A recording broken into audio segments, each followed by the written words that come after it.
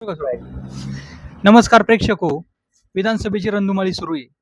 आपण आलेलो आहोत पिंपरी पॅन्डर गावामध्ये. आपल्यासोबत काही युवक आहेत, त्यांच्यासोबत आपण संवाद साधणार आहोत.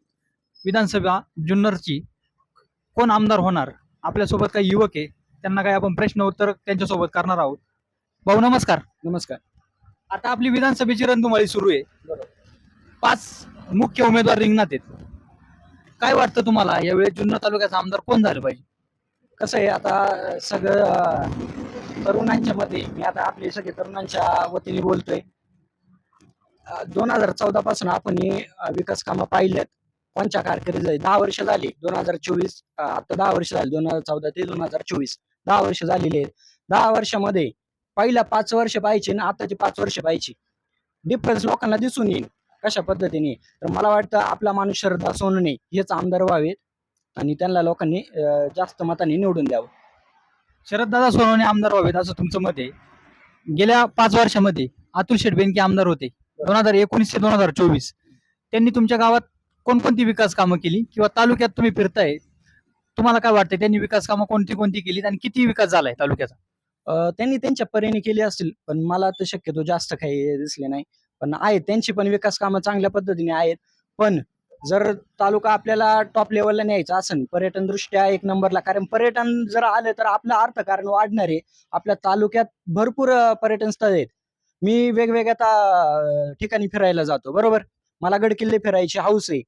आपल्या जुन्नर तालुक्यातील जेवढे असतील हडसर, निमगिरी, जीवधन, नाणेघाटापर्यंत तिथपर्यंत जातो वरती. तिथपर्यंत रस्ते केलेले आहेत. त्या लोकांना विचारलं कोणच्या काळात झाले, तेव्हा ते शरद सोनवणे यांच्या काळात झालेले आहेत, बरोबर. मग त्यावरून आपल्याला अंदाज येतोय का त्यांनी आपल्याला याच्यात शिकवले गेलेले आहे भूगोलात काय दळणवळण असेल तर विकास होतो, बरोबर. शरदाच्या डोक्यात केव्हापासून आलं का जेव्हा रस्ते मजबूत असतील तेव्हा आपले कॉन्टॅक्ट वाढतील, बरोबर. कॉन्टॅक्ट वाढलं अर्थकारण पर्यटनामुळे आपोआप वाढणार आहे. अशा पद्धतीने त्यांचं विजन एकदम क्लिअर आहे आणि चांगल्या पद्धतीने आपला तालुका नक्कीच वरती जाईल. तुम्हाला एक गोष्ट सांगतो मी. आज सकाळी मी घरातून बाहेर पडताना माझे आजोबा 85 वर्षाचे आपले आजोबा आहेत. ते काय बोलले, बाळा आमची पिढीच संपलेली आहे आता, बरोबर. आमचं एंडच होत आलेलं आहे. पण आता तुमचं इथून पुढं आमचं इथून मागचे लोकांनी किंवा नेत्यांनी पिढ्यान खात आलेली आहेत किंवा पिढ्यान सत्तेत होती, त्यांना काही एवढं जमलं नाही. पण आपल्या गावचा एक माणूस आहे शरददास सोनवणे, हे खूप चांगल्या पद्धतीने काम केले त्यांच्या कारकिर्दीत. तुम्ही त्यांच्या मागे उभं राहा, त्यांना निवडून द्यायचा प्रयत्न करा, कारण तेच तुमचं पुढचं भविष्य उज्ज्वल करणार आहे. भाऊ तुम्ही म्हणताय शरददादा सोनवणे यांनी 2014 ते 19 विकास केला. आपण पाहतोय शरद पवार साहेब परवा ओतूरला आले होते. त्यांनी त्यांच्या नेतृत्वाखाली अनेकांनी विकास कामं आपल्या तालुक्यात आमदारांनी केली. 5 धरणं आपल्या तालुक्यात झाली. तुम्हाला काय वाटतंय शरदचंद्रजी पवार साहेबांनी दिलेले जे उमेदवार आहेत सत्यशील शेरकर यांना लोक निवडून देतील? शक्यतो लोक नाराज आहे. मी पाहतो बऱ्यापैकी फिरतो मी तालुक्यात. मी कृषी सल्लागार म्हणून काम करतोय. वेगवेगळ्या ठिकाणी वेगवेगळ्या गावांनी जाणं असतं. मी पण आपलं लोकसभेच्या वेळेस डॉक्टर अमोल कोल्हे यांनाच मतदान केलं होतं. तर पण ह्या वेळेस कसं आहे, लोकांची मानसिकता थोडी चेंज झालेली आहे. लोकांना स्थानिक लेवलचा काम करणारा माणूस पाहिजे, जो की शरद सोनवणे कोणत्या गावात जाऊ दे ना, तिथल्या 10 लोकांची नावं न बघता सांगेल तो. म्हणजे समोर व्यक्ती बसलेले असतील ना, याचं घे रे त्याचं घे रे असं नाव सांगणार आहे तो माणूस. यांना लोकल लेवलला कोणतं विचारा, एवढे जाण पाहिजे. आपल्या तालुक्यात गावं किती आहेत, त्या गावांची नावं तर सांगा तुम्ही ना. तिथल्या 10 लोकांची नावं तो सांगतोय माणूस. मग इथपर्यंत स्थानिक लेवलचं जर नॉलेज असेल, तोच माणसाला आपण निवडून देणं गरजेचं आहे. विकास तोच करू शकतो, बरोबर. विघ्नर सहकारी साखर कारखान्याला अनेक पुरस्कार भेटले. चांगला कारभार सत्यशील दादा शेरकर यांनी केलाय असं देखील जनता म्हणते. तुमचं काय यावर मत? नाही, बरोबर आहे. आपला तालुका कृषी प्रधान तालुका आहे. आपल्या तालुक्यात ऊस क्षेत्र भरपूर आहे.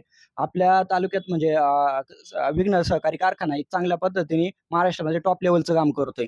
मला असं वाटतं सत्यशील दादा शेरकरी यांनी जर त्यामध्ये चांगल्या पद्धतीने लक्ष घातलं तर आपला तालुका चांगल्या पद्धतीने अजूनच काम करेल. आता काय होतं, तुम्ही जर सगळं पाहायला गेले, तुम्ही तालुक्याचा विकास करायचा आहे, ऊसाचा म्हणजे पट्टा वाढवायचा आहे किंवा आपल्याला हे करायचंय, नाही जमणार तुम्हाला तसं. शरद सोनवणे करतोय ना चांगली कामं, त्याच्याकडे तुम्ही द्या ना लक्ष, करा ना, पाठिंबा द्यायला पाहिजे होता. चूक केली पण जाऊ द्या, आता काय आपल्याला त्यावर बोलायचं नाही. पण शरद सोनवणे चांगलं काम करीन. पर्यटनामध्ये आपला तालुका जगामध्ये एक नंबर न्यायचं काम शरद सोनवणे करणार आहे.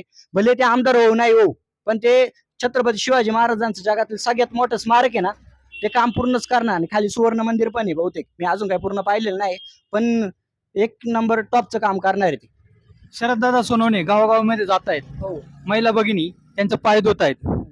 हे कुठंतरी एक वेगळ्या प्रकारचा स्टंट शरददादा करतायत असं विविध गावामधील लोक बोलतायत. काय वाटतं? त्याला स्टंट नाही म्हणता येणार यांना. आपलं काय म्हणता येईल, आपली एक संस्कृती आहे बरोबर. एखाद्याने काही लोक नवस करतात, कुणी काय करतं, कोण साकडं घालतं. मग एखाद्याने ठरवलं असेल बा, आपलं शरदा सोनवणेच ठरवलं असेल का मला निवडणूक पर्यंत चप्पलच नाही घालायची. मग आम जनतेला काय वाटतं बा, आमचा माणूस आहे जो आमच्यासाठी काम करणार आहे, तो जर अनवायाने पायाने चालत असेल, प्रचार सभेला फिरत असेल, तर मग त्याच्या पायाला लागलेली धूळ असेल किंवा काही झालेलं असेल, मग त्यासाठी ते आपले हिंदू परंपरेनुसार किंवा एखाद्या रीतिरिवाजानुसार पाय धुण्याची प्रथा आहे आणि औक्षण करण्याची प्रथा आहे, ती चालू ठेवतात. तुमचं काय मत आहे, नेमकं आमदार कोण होईल? शरददादा सोनवणे की सत्यशील दादा शेरकर होतील? मला तर पूर्णपणे विश्वास आहे शरददा सोनवणेच यायला पाहिजे आणि येणार ते. आणि कारण आम्हाला माहिती आहे, आज वय वर्ष 25 आहे आमचं. आम्हाला इथून पुढे आमचा तालुका लय डेव्हलप करायचा आहे आम्हाला. म्हणजे तुम्हाला नाही खोटं सांगतोय, 2014ला शरददा सोनवणे मनसेचे आमदार झाले बरोबर. एखादा माणूस आमदार झाल्यावर ग्रामीण लेवलला महागर लय आतमध्ये आहे. लय आतमध्ये म्हणजे पार माझ्या येते एकुणती घरी. तिथे शरददा सोनवणे, मी 2015ला 10वी पास आउट झालो त्यावेळेस आपल्यासाठी एक सर्टिफिकेट, विधानसभेचं एक सर्टिफिकेट आणि एक मला प्रोत्साहित करण्यासाठी त्यांनी एक सर्टिफिकेट दिलं आणि एक फ्रेम दिली बरोबर. ते तुम्हाला दाखवतो वाटलंच तर. हे बघा, त्यांना काय वाटतं आपल्या तालुक्यातील तरुण आहे, त्यांना एक चांगल्या पद्धतीने शैक्षणिक दृष्ट्या सुद्धा डेव्हलप झाली पाहिजे लोक बरोबर. मग अशा पद्धतीने त्यांचं विजन खूप चांगले आहे. त्यामुळे मी शरद सोनवणे यांच्या पाठिंबा देतोय. आणि पूर्ण तालुक्यातील तरुण युवक आहेत, परत जे काय मायबाप जनता आहे, त्यांना सांगतो की शरद सोनवणे यांना निवडून द्या, कारण तालुक्याचा विकास 100% होणारच आहे. धन्यवाद भाऊ, नमस्कार.